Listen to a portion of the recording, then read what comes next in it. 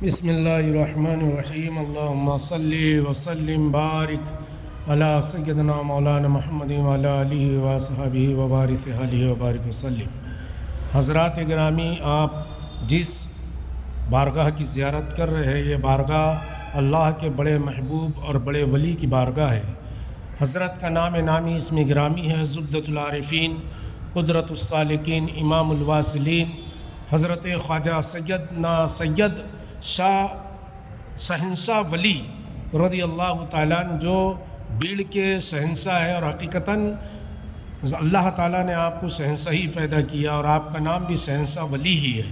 حضرات گرامی، آپ بڑے زاہد، متقی، پرہیزگار اور عبادت گزار اللہ کے بندے گزرے ہیں۔ بے شمار بے مثال آپ کی کرامتیں ایسی ہے جو احاطے میں دائرے میں آ نہیں سکتی۔ معزز سامعین کرام، ابھی جو میں آپ کو یہ لے کر جا رہا ہوں، یہ جو گنبد دکھ رہا ہے آپ کو، ہرے کلر کا گنبد، یہ جو بارگاہ دکھ رہی ہے، یہ بارگاہ میں کوئی ولی آرام نہیں فرما رہا ہے، بلکہ اس بارگاہ میں جو یہ چبوترا دکھ رہا ہے، یہ کٹا بنا ہوا ہے، یہ حضرت کی چلہ گاہ ہے۔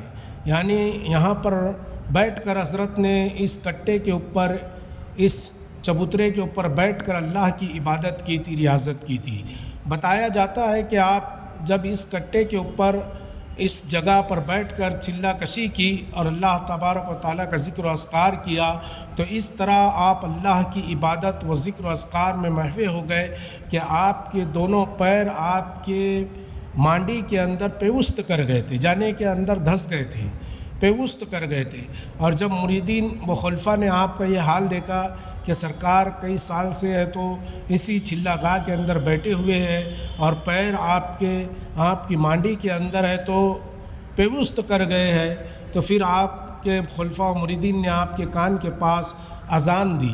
اذان دینے کی وجہ سے آپ کے اوپر جو کیفیت تھی، جو وزن تھا، جو حلاوت تھی ذکر و اذکار کی، اللہ تبارک و تعالیٰ کے فضل و کرم سے وہ جاتی رہی اور آپ ہوش میں آئے۔ جب آپ ہوش میں آئے اور خلفاء و مریدین نے کہا کہ سرکار اب آپ باہر چلیے، تو حضرت شہنشاہ ولی رضی اللہ تعالیٰ عنہ اٹھ نہیں پا رہے تھے۔ کہا کہ اب میں اٹھ نہیں پا رہا ہوں، اس لیے کہ میرے دونوں پیر میری مانڈی کے اندر پیوست کر گئے ہیں، دھس گئے ہیں۔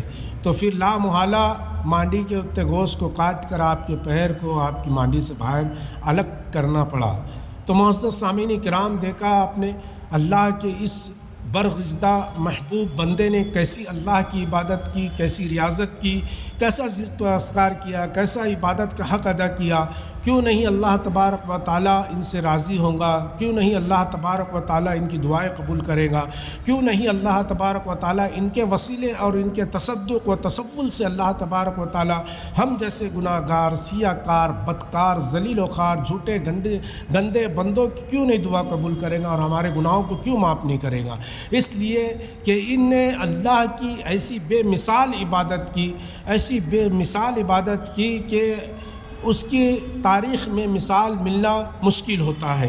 آپ ذکر و اذکار میں اس طرح محو ہو جاتے کہ آپ کو ہوش نہیں ہوتا، آپ کے اوپر پرندے آ کے بیٹھ جاتے یا آپ کے پاس کوئی آ کر چلے جاتا تو بھی آپ کو پتہ نہیں چلتا۔ حضرت شہنشاہ ولی رضی اللہ تعالیٰ عنہ کا مرتبہ و مقام اس بات سے لگائیے کہ حضرت خواجہ دکن، شہنشاہ دکن، شہباز دکن، حضرت خواجہ سیدنا بندہ نواز غیث الدراز رضی اللہ تعالیٰ نے ایک مرتبہ آپ سے ملاقات کے لیے آئے تو آپ اسی چلہ گاہ کے اندر بیٹھے ہوئے تھے اور حضرت بندہ نواز آ گئے تو آپ نے حضرت بندہ نواز کو واپس کر دیا، ملاقات نہیں کی۔ کہا کہ میں ابھی اس وقت اللہ کے ذکر و اذکار میں ہوں۔ تو خواجہ بندہ نواز جیسی ذات بھی آپ سے ملاقات کے لیے آئی ہے۔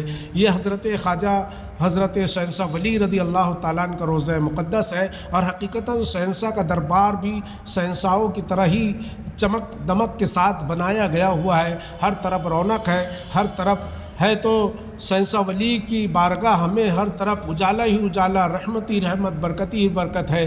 اور یہ قصیدہ کاری دیکھیے کہ کس طرح کتنے خوبصورت انداز میں کی گئی ہے۔ اللہ تبارک و تعالی ہم سب کو حضرت شہنشاہ ولی کا صدقہ عطا فرمائے، ہمارے والدین کریمین کی مغفرت فرمائے، ہمارے مرحومین کی مغفرت فرمائے، ہمارے گناہوں کی مغفرت فرمائے، اور ہم میں جو بیمار ہے اللہ تبارک و تعالی انہیں شفاء کاملہ عاجلہ عطا فرمائے، اور پوری امت مسلمہ کے اوپر اللہ تبارک و تعالی رحمتوں کا، برکتوں کا نزول فرمائے۔